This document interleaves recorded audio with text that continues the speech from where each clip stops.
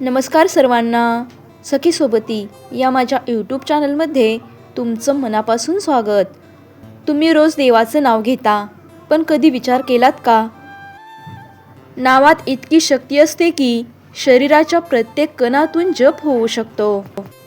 अर्जुन झोपला होता, पण त्याच्या केसातून श्री कृष्ण कृष्ण जय जय असा जप होत होता. हे कसं शक्य आहे? आज मी तुम्हाला सांगणार आहे नामस्मरणाचं असं रहस्य जे ऐकून तुम्ही थक्क व्हाल. त्यामुळे हा व्हिडिओ शेवटपर्यंत नक्की पहा. एकदा गरुडाच्या मनात आले की मी भगवंताची वाहन, अर्थात मी जवळचा, माझ्याशिवाय भगवंत कुठे जात सुद्धा नाहीत.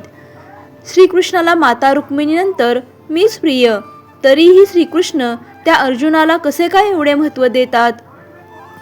अगदी त्याचा रथ सुद्धा चालवला. एक दिवशी या गरुडाला घेऊन श्रीकृष्ण अर्जुनाकडे आले, तर अर्जुन झोपला होता आणि द्रौपदी त्याच्या डोक्याला तेल मालिश करीत होती.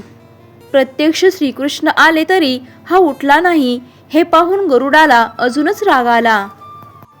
पण श्रीकृष्ण हसत हसत त्याच्या डोक्याशी जाऊन बसले आणि द्रौपदीला बाजूला करून आपण त्याचे केसाला तेल लावू लागले.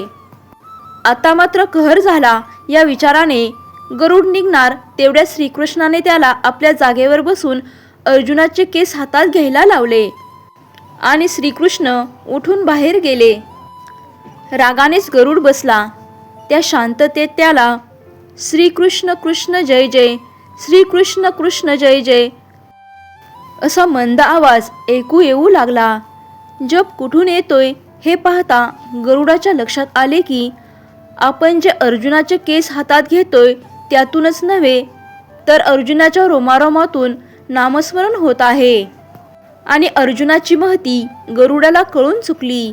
आजच्या युगात सुद्धा संत तुकाराम, संत चोखामेळा आणि श्री ब्रह्मचैतन्य गोंदवलेकर महाराज अशी अनेक उदाहरणे आहेत ज्यांचा परावाणीने जप होत आहे.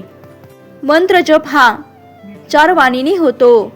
एक म्हणजे वैखारी वाणी, आरतीनंतर सामुदायिक जप मोठ्याने करतो तो. दुसरा म्हणजे मध्यमा जप, ओठ आणि जीभ याद्वारे मंत्र पुटपुटणे. आणि तिसरा म्हणजे पशयंती जप, जीभ आणि ओठ न हलवता मंत्र जप करणे. चौथा आहे पराजप. अत्यंत उच्च पातळीवरती हा जप शरीरातून, रोमारोमातून आणि हृदयातून हा जप आपोआप होत असतो. जसं की मृत्यूनंतरही चोखामेळ्याच्या अस्थी जप करत होत्या. क्रमाक्रमाने आपली सेवा वाढेल तसा वरच्या वाणीमधून जप शक्य होतो. पण सुरुवात नक्की केली पाहिजे. सामान्य जनासाठी जप करताना मध्यमा वाणीने आपण म्हणजेच माळ घेऊन जप करावा. उजव्या हाताचा अंगठा आणि अनामिका यात माळ धरून मधल्या बोटाने एक एक मणी मागे सारावा. या मंत्राला एकच मणी मागे जाईल याच्याकडे लक्ष असू द्यावे.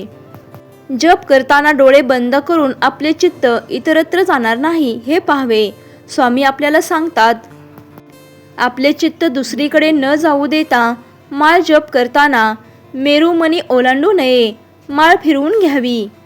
जप करताना गोमुखी वापरावी, जेणेकरून माळ कोणाच्या दृष्टीत पडणार नाही आणि चुकून माळ हातातून पडली तर जमिनीवर पडणार नाही. त्याचप्रमाणे बसायला स्थिर आणि स्वच्छ आसन घ्यावे.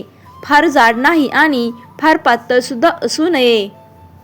आपले आसन आणि माळ इतरांना वापरायला देऊ नये. जप करताना इतरत्र पाहणे, खानाखुणा करणे प्राकर्षाने टाळावे.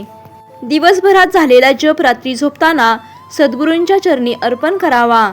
मंत्राची जेवढी अक्षरे असतील तितके लक्ष जप केल्यानंतर तो मंत्र सिद्ध होतो.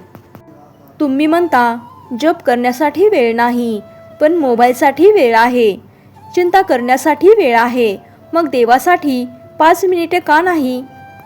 गुरु म्हणजे मार्ग, पण ध्यास म्हणजे जीवन.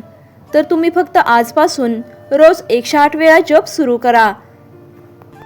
21 दिवसात बदल नक्की दिसेल. जर तुम्हाला हा व्हिडिओ आवडला असेल तर श्रीकृष्ण कमेंटमध्ये नक्की लिहा आणि व्हिडिओला नक्की शेअर करा. धन्यवाद. श्री स्वामी समर्थ. जय जय स्वामी समर्थ.